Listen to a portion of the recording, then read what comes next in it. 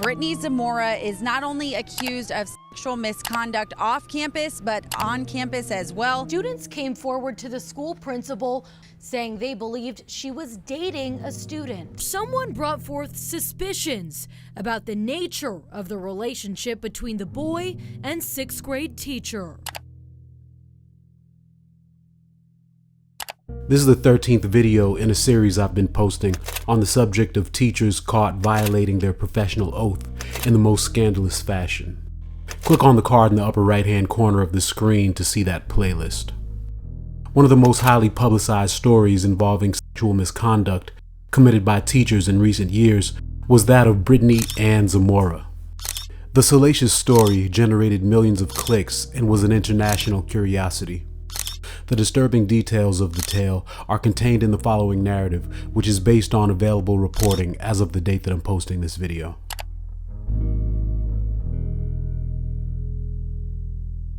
On March 21st of 2018, administrators with Las Brisas Academy in Goodyear, Arizona, contacted the Goodyear Police Department reporting the abuse of a sixth grade student by a teacher. I refer to the student as Ben, as his identity has not been made public. Ben was 13 years old at the time, and his parents had become suspicious because of changes in his behavior.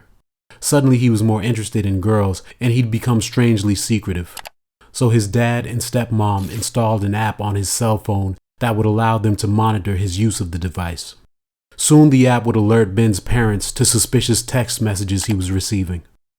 The sender of the messages was calling him baby. I have an app on my son's phone. Okay. So on his phone, it has the child version, Okay. and mine has the parent version. Okay. So yesterday I got the alert, and I kept getting alerts back to back because the word baby kept being used. But this time I saw at the bottom that it had, this is Zamora. Ben's stepmom confronted him and asked him who the messages were from. The boy confessed that the messages were from his teacher. His parents asked him if he'd had sex with his teacher. The boy admitted that he had and told his parents all of the sordid details. Ben's parents contacted the school. The school contacted the police. The police opened an investigation. During the course of the police inquiry, it was revealed that the sixth grade teacher in question, 27-year-old Brittany Zamora, began enticing young Ben via text. The teacher and her students were all a part of a group chat which they would all use to discuss schoolwork. Ms. Zamora had informed her students that she would not be at school one particular day and suggested that they text her because she would be bored. Before we all left, she closed up. She said, "Hey guys, I'm going to be at school, so if you get bored, text me, because I'll be really bored." One student who did text Ms. Zamora that day was Ben. And I said, "Hi, Miss Zamora," and then she texted back, "Hi," and then we just started texting.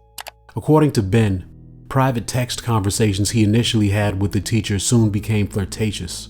I don't remember how it got really intense, but we would flirt and say she would be like, "Oh, yeah, I love you," and I would tell her I love her too. And then she would talking about how she wanted to do stuff with me, and I'll tell her that I wanted to do that too.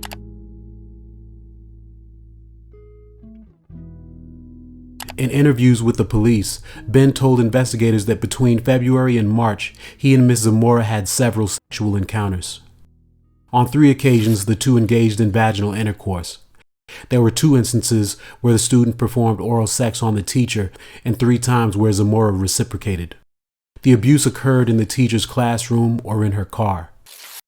We were doing a talent show thing, and while saying bye, me and my friend were about to walk, and I was saying bye, and then I grabbed my backpack, and my friend was messing with her computer, and then she was kissing me and everything, and she was like, "You want to go in?" And I was like, "What?" And she was like, "You want to go in?" I was like, "Sure." And then the same thing, I didn't take my pants off or anything, but she was wearing me dressed, so she just pulled her underneath to the side, and then I was in there for a minute, and then I was like, "Alright, I gotta go." On one of these occasions, one of Ben's classmates stood at the door and acted as a lookout. I was one of the witnesses, or one of the people that saw Ms. Zamora and my friend touch each other. Was Miss Zamora saying anything? No, they're just doing it. It was very uncomfortable. So that's why the second day they're doing stuff. I just left the room. Miss Zamora and Ben once even sexually fondled one another in the back of the classroom while oblivious students watched an educational video. The predator and the minor would speak on the phone late at night, and on 2 occasions, the sneaky teacher drove over and met up with the youngster to perform sex acts on him in her car. The boy says Zamora would call him in the middle of the night and twice snuck out and met her in her car for sex acts. On one of these occasions, Miss Zamora reached out to Ben at midnight, drove over to his grandparents' home where the boy was, and then waited for him to sneak out. Yeah, we were like texting, and then we were like texting, and then I told her that I was at my grandparents' house, and she said, "Let me come over." I said, "LOL," and then with like laughing, and I put heart emojis, and then she's like, "No, I'm serious." And I was like, "Okay," but before that, we called before. So she came over and I went into her car though. Like she parked at the other end of the street, and she said, "Okay, I'm here," and then I just walked outside. The pair also traded nude photos, Ben told investigators. The boy told police that there was one other student who was aware of the abuse. Police spoke with this other boy, who said that he witnessed Zamora and the victim having sex. It appears Zamora may have had some interest in grooming this other boy as well. The witness claimed that Miss Zamora promised him that summer she would send him nude photos and asked him questions about his genitalia. And Ms. Zamora asked me if my thing was uncircumcised or circumcised, and I didn't know what that mean. So Ms. Zamora went on her phone and looked up uncircumcised and circumcised. He says Zamora never went beyond inappropriate remarks with him. And she hasn't touched me. Ben told police that he wasn't sure how things between he and his teacher became so intense. Police reports show how Zamora manipulated young Ben. There was a girl that Ben liked. Somehow Miss Zamora found out about his crush and told him that he couldn't talk to this girl. She told him that if he dated the girl, she would get other girls to beat her up. Police would discover an abundance of evidence of Miss Zamora's inappropriate and illegal behavior, including electronic communications between her and Ben, in which the woman declares that if she could quit her job to have sex with the victim all day long, she would. In another message, she tells the victim that she wants him every day with no time limit. "Thinking about your sexy self," the boy responded when Zamora texted him asking him what he was up to. In this particular exchange, she tells the boy that she wished that he was with her at that moment, that she wanted him so bad, and that he gets sexier to her every day. On March 22nd, the day after police were made aware of the impropriety, the youngster's family made multiple phone calls to Miss Zamora, which were recorded. Goodyear police detectives were present during at least one of these calls. "What type of perverted person are you? I want to know right now." A father demanding a response from his son's 6th grade teacher. "You're a child molester. Do you understand me?" No. Why do you say that? Oh, see, I'm a lot smarter than you. Can we meet, to talk about this? Something we can settle out, outside? Oh yeah, that's what we can do so I can give you a chance to do it to some other kid. Yeah, that's exactly what we're going to do. One truly baffling aspect of this case is that while Miss Zamora was engaging in this sexual misconduct with a minor, she was in fact a married woman. Make sure you tell your husband what's going on. He is right here. Can he talk to you? Oh yeah, put your husband on the phone. She's done so much, and she made a huge mistake. The biggest mistake of anybody could ever make in the whole entire world. But she think about, God preaches forgiveness, man. Your wife decided to be a monster and prey on a child. She scarred my son mentally. Do you understand what a 13-year-old boy did? Have sex with a teacher? Do you get that at all? Do me a favor. Do not call this number back again. The next time you'll hear from me will be in court. But the husband, Daniel Zamora, did call Ben's dad again, begging the angry father not to contact the police and inviting the man to meet up with him so that the two of them could settle the matter amongst themselves. Ben's dad declined the offer and hung up the phone. During one of Brittany's phone calls with Ben's parents, her husband texted her repeatedly, coaching her on what to say and how to act innocent and helpless while speaking to the parents. During the calls, Ms. Zamora apologized to the boy's parents and says she's willing to resign from her position. Ms. Zamora said that she had ruined her life and marriage and promised the parents that she would never do it again, though she never said explicitly that she did in fact have sex with the teenager. She does, however, assure the boy's parents that she was certain she wasn't pregnant. When asked how she knew this, she stated she was on birth control. She also said that sexually transmitted diseases were not a concern because she was, quote, very clean. She said she wanted the parents to know that nothing was ever forced on the victim against his will. Ben's father told Ms. Zamora that he knew about a particular birthmark on a particular part of her anatomy and inquired about photos she'd sent to the student. Ms. Zamora admitted to sending the photos but did not go into detail. When the parents asked why she abused their son, Zamora responded, quote, I ask myself the same question. She said that she and Ben just got really close and that she does ask herself how that could happen.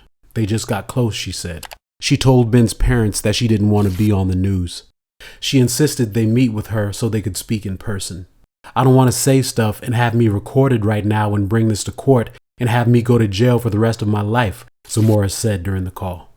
Soon after speaking with the parents, Ms. Zamora was driving to the school when she was pulled over by police and was subsequently arrested.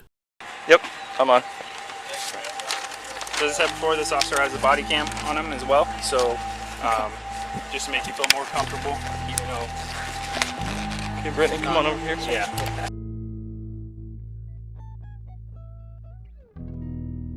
Brittany Ann Zamora was charged with 15 felonies, including 8 counts of sexual conduct with a minor, 2 counts of child molestation, and 1 count of transmitting obscene material. Speaking with a detective, she invoked her Fifth Amendment privileges and declined to answer questions about the case. At her first hearing, she asked the court commissioner for leniency in setting her bond, saying that she would love to be released so that she could go home and see her husband. I'd love to go home to my husband. Her bond was set at $250,000 and the woman remained detained. Several weeks before the arrest, Ben's classmates began to gossip about the overly friendly relationship between he and Miss Zamora. There was word that the two were dating and that the boy had even gotten the woman pregnant. These rumors reached the ears of school administrators. 3 female students sent a written statement to the school principal advising him of what they referred to as issues concerning the pair. The principal dismissed these worries, however, after conducting a half-hearted investigation. I had those 3 students come forward in early February. Okay. They gave me a written statement and I started investigating. I pulled multiple students and asked them questions and didn't really get a lot of information. I got a lot of, that she favors him, he gets away with more things than other kids. Of the 3 girls who sent the written statement, the principal only spoke to one. The principal, Tim Dickey, had a good working relationship with Zamora. She had previously been a teacher at Littleton Elementary School, where Dickey had previously been a principal. She knew I had gotten a job here and, she was a good teacher and I thought she'd be a great fit and I thought she'd be good. Principal Timothy Dickey says Zamora worked well with students. Principal Dickey didn't believe that she would do the things that she was accused of doing. The principal did interview other students and also spoke with Miss Zamora about the complaints. The teacher told the principal that it was Ben who gravitated toward her. She said that she didn't know how to address the matter without hurting the kids' feelings. Later, the principal reportedly lectured the students about the dangers of spreading rumors.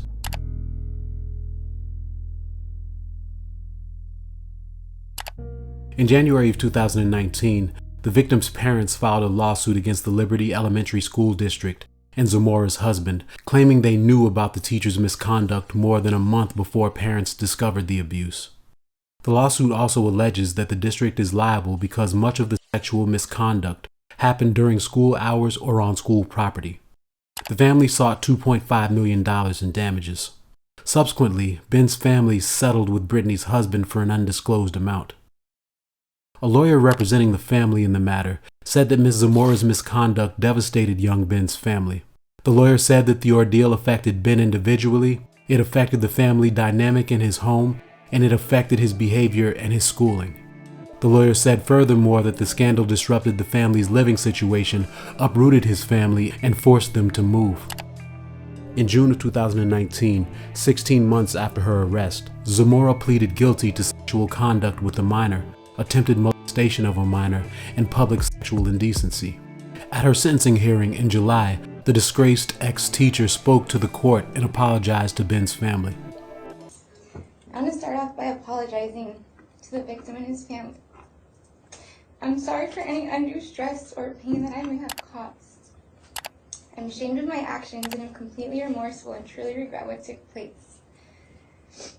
My actions were completely out of character for me. As an adult and teacher, I am meant to set an example and I did not follow according to that expectation. Character witnesses spoke on her behalf, attesting to her good character, her kindness, and selflessness. They told the court about Brittany's struggles with self-esteem and about the damage caused by her father when he abandoned the family when Brittany was only 13 years old. Ben's family read victim impact statements in which they described the damage and distress they'd been caused by Ms. Zamora's behavior. At the conclusion of the hearing, Brittany Ann Zamora was sentenced to serve 20 years in prison for the crimes of which she'd been convicted. She was given credit for 478 days' time served. Following her sentencing, during a press conference, her lawyer read a statement from the convict in which she deflects blame and complains about the unfairness of her trial process.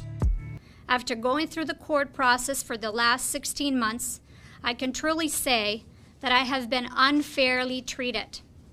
It was made clear to me that the state had already made their decision well before I was given a chance to prove my innocence in any way, shape, or form.